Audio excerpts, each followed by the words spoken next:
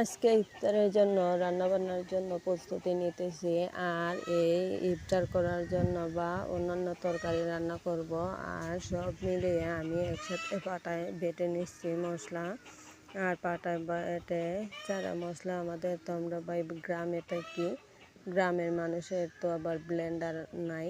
আছে, অনেকেরই আছে, যারা কেনার মতো সামর্থ্য আছে তাদের আছে। আমরা ভাই তেমন একটা টাকা পয়সা নেই, তাই শিলপাটাই বেটে নিই।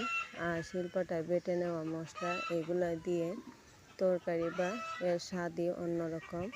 আবার বলবেন না যে ব্লেন্ডার নাই বলে এর স্বাদ পাটায় বেটে শিলপাটায় বেটে খাচ্ছি বলে যে এগুলোর স্বাদ অন্যরকম। না, আসলে কিন্তু যারা শিলপাটায় বেটে খায় এর স্বাদ অন্যরকম, কিন্তু ব্লেন্ডার করাটা এটা মানে পরিশ্রমটা কম, আর শিলপাটা বেটে নেওয়া এটা পরিশ্রমটা বেশি। তারপরেও যাই হোক, যার কপালে যা আছে তা তো করতেই হবে। আমাদের যা আছে তা নিয়েই আমরা সন্তুষ্ট থাকা দরকার। আর এদিকে আমার বাজার থেকে এসেছে তিত করলা। এই তিত করলাটা কে কী নামে পরিচিত জানি না, কিন্তু আমরা সবসময় ওটাকে তিত করলাই বলি। আর তিত করলা ওটা কিন্তু খুবই তিতা। আর তিতা হলেও আমার কাছে ওটা খুবই ভালো লাগে। আর বিশেষ করে আমি বাজির থেকেও অনেকেই বাজি পছন্দ করে, আমি আবার বেশিটা বাজি খেতে পারি না। আমি বেশিরভাগই মানে ওর মধ্যে শিমের বিচি ভেজে সঙ্গে ছোটো আলু দিয়ে আর শুটকি দিয়ে রান্না করে ওটা আমার খুবই ভালো লাগে। আর ওটা আমি বেশিরভাগ খাইও, আমার কাছে খুবই পছন্দ। আর এদিকে রান্না আবার বসিয়ে দিয়েছি।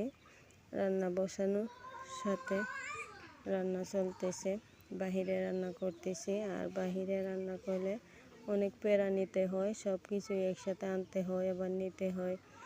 তো আমার চানা রান্না হওয়ার পথে চানার মধ্যে দিয়ে দিছি কিছুটা টমেটো। চানাগুলো ফুটে গেছে আর দিয়ে দিলাম টমেটো। আর ওদিকে শিমের বিচি বেছে নিছি। আর এখন খিচুড়ি রান্না করব। আর খিচুড়ি রান্নার জন্য আমি আজকে আমি পুরন ছাড়াই খিচুড়ি রান্না করব। পুরন দিয়েই সবসময় রান্না করি, কিন্তু আমার শাশুড়ি বলছে যে পুরন ছাড়া সব কিছু একসাথে মিশিয়ে তেল দিয়ে মাখিয়ে সব মশলা একসাথে দিয়ে তারপরে খিচুড়ি বসানোর জন্য, যাতে পাতলাও হয় না শক্ত হয় না।